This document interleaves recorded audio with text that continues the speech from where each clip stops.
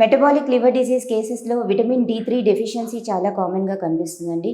కానీ కొన్ని స్టడీస్లో విటమిన్ డి వల్ల ఈ లివర్ ప్రాబ్లమ్స్ ఎక్కువ అవ్వచ్చని కూడా పరిశోధనలో బయటపడింది. సో ఎప్పుడన్నా ఈ మెటబాలిక్ లివర్ డిసీజ్ ఉన్న ఏదైనా ఫ్యాటీ లివర్ కేసెస్కి ఏం చేస్తున్నామంటే విటమిన్ డి కరెక్ట్ ఉందా, సరిపోయినంత లెవెల్స్లో ఉన్నాయా లేదా అన్నది టెస్టులు చేస్తున్నాము.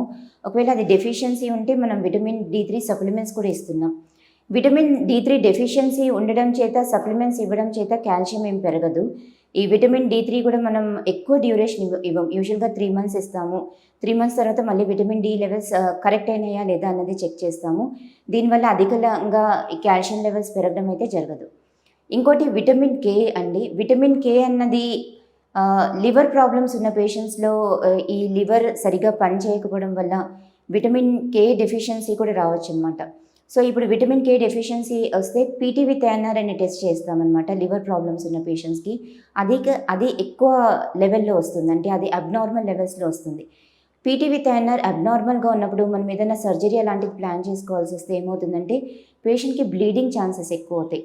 ఈ పీటీ అన్నది మన బాడీలో రక్తం గడ్డ కట్టించుకునే ప్రక్రియకి హెల్ప్ చేస్తుంది అనమాట. సో ఎప్పుడైతే పేషెంట్కి లివర్ ప్రాబ్లమ్స్ ఉన్నాయో, పీటీ విత్ ఐఎన్ఆర్ ఎక్కువగా ఉందో, ఇలాంటి పేషెంట్స్కి విటమిన్కి సప్లిమెంట్స్ ఇస్తామన్నమాట. పీటీ విత్ ఐఎన్ఆర్ అనేది కంట్రోల్లోకి రావాలి అనేసి. మీరు తీసుకునే అదే మందులు, అదే నాణ్యమైన మందులు మెడ్ ప్లస్ బ్రాండ్స్ పై సగం ధరకే